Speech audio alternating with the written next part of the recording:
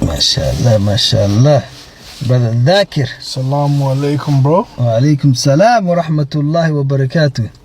What are you saying? You're right. Alhamdulillah, man. We got lucky today, innit? Somehow we find a way to meet up. Alhamdulillah. You know, it's normally Nice every today. 2 months, 3 months. Yeah, today was nice. But alhamdulillah, the Almighty God, He gave us the opportunity to meet, have some good meal. Alhamdulillah, that was very Mashallah, nice. have some serious chats. Yeah. Where we can go forward. Inshallah. So just before we go, bro, I wanna touch one topic. Maybe I wanna get your perspective, and that is how to deal with stress. Stress, yep. Yeah. Bismillah. Bismillah. Yeah, stress is a difficult one. We all go through stresses. I'm going through stress right now. I'm sure you have been as well. It's a difficult one. I think there's only certain things that you can do. With stress, a lot of people that I've spoken to, I find that the key takeaway is don't stress about the things that are not in your control. So there's things that it's going to be in your control. You could do something about it. Then there's going to be things that will happen. Unfortunately, they're out of your control. The things that you do control, or you can control, there's ways to manage it, I think, you know. So obviously, the more active that you are, the less chance there is of you overthinking things. As a Muslim as well, for us, it's easy for us to come back and pray and go back to asking Allah for guidance, which would probably be the most standout thing for me, at least, you know, as a Muslim. But for others, maybe meditation or, you know, whatever other ways of releasing that negative energy out of your body, whether that be going to the gym or, you know, some kind of physical activity or whatever you decide to do, you know, as a way of managing it, or that level of stress or that stress. So you have to find things that you can cling on to that will take your mind off of it, I think, and also try not to take it out on those that are closest to you.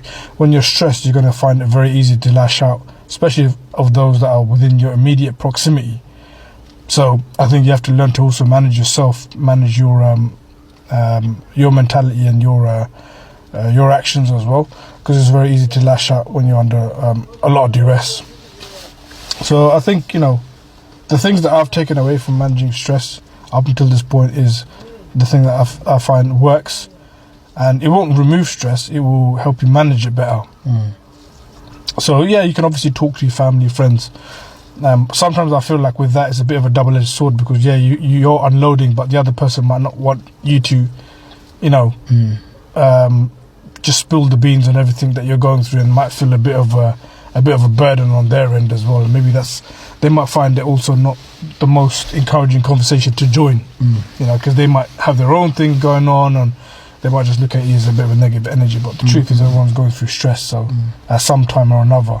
So you can do that, but at the same time, I think you have to find ways to manage your own actions, your own behavior, your own mental state, because most of the times when you're under stress or you're under some kind of level of kind of, you know, extreme pressure or something, you're the only person you've got to rely on really is you. So if you learn to recognize maybe some of your trigger points, things that make you exceptionally stressed, and manage those, whether you put in some kind of caveats in things that you do, or ways of managing it via, some people go to the gym or whatever, that might be a way of just helping in terms of in that time frame, helping just manage a bit of that stress out. So I think you got to find different ways, different mediums, work for different people. Take a walk, come out if you're under extreme pressure at home, stress, whatever. Sometimes a walk will do. Go clear your head, 30 minutes, an hour, just walk. That definitely helps sometimes as well. Gives you a different perspective. I also find as well that if you're doing something and you're under stress and you're overthinking things, shut it off and just do something else. Just even shutting off and coming back. It's like that whole thing. You know, you do something for hours and hours, and the definition of insanity is doing the same thing, expecting a different behavior, a different action. But if you do something for so long and you're under stress, sometimes when you walk away, you come back to it, you actually find a solution to it. So I think sometimes taking a break, moving away, coming back, that helps. Finding, you know, going out, keeping active helps, because your mind is off the things, and also finding foundations as well, in terms of other ways of managing those levels of stress through, you know, staying active also help as well. Okay, So what about if you're, you do all of that, things, taking a walk or go to the gym, but again, it might be short-lived. How do you deal with that? I think the other thing as well, the biggest takeaway, the biggest lesson that I've learned in life, going through ups and downs, going through trauma, going through extreme pressure, extreme stress, there's lots of things. But I think the key thing we could probably agree is bereavement and grievance and stuff like that. And those things are always temporary. It's always temporary. So stress and whatever you're going through right now is going to be temporary.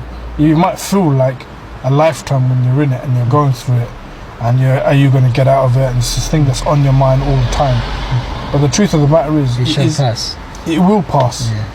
Time heals all, as a cliche, but it does heal most things in life.